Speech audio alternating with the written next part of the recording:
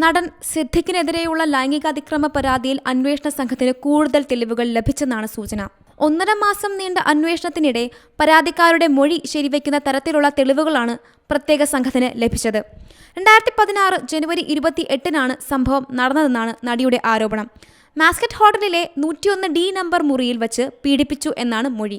Glass ജനലിന്റെ curtain മാറ്റി പുറത്തേക്ക് നോക്കിയാൽ സ്വിമ്മിംഗ് പൂൾ കാണാമെന്നും യുവതി പറഞ്ഞിരുന്നു.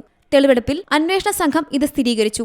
അച്ഛനും അമ്മയും ഒരു കൂട്ടുകാരിയും ചേർന്നാണ് തന്നെ ഹോട്ടലിൽ എത്തിച്ചത് എന്ന മൊഴി മൂവരും ശരിവച്ചു. ജനുവരി 27 രാത്രി 12 മണിക്ക് മുറിയെടുത്ത സിദ്ദിഖ് പിറ്റേന്ന് വൈകിട്ട് 5 വരെ ഹോട്ടലിൽ ഉണ്ടായിരുന്നതെന്നും രേഖകളിൽ നിന്ന് വ്യക്തമാണ്. പീഡനം നടന്ന് 1 വർഷത്തിന് ശേഷം ഒരു സുഹൃത്തിനോട് യുവതി ഇക്കാര്യം പറഞ്ഞിരുന്നു.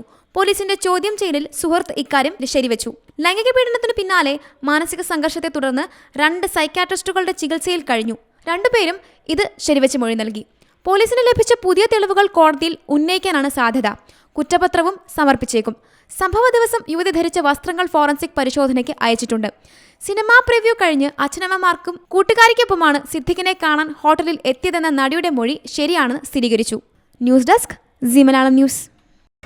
പുതിയ വാർത്തകളും വിശേഷങ്ങളും ഇനി വിരൽ തുമ്പിൽ. എല്ലാ ഡിജിറ്റൽ പ്ലാറ്റ്ഫോമുകളിലും ഇപ്പോൾ സീ മലയാളം ന്യൂസ് ലഭ്യം.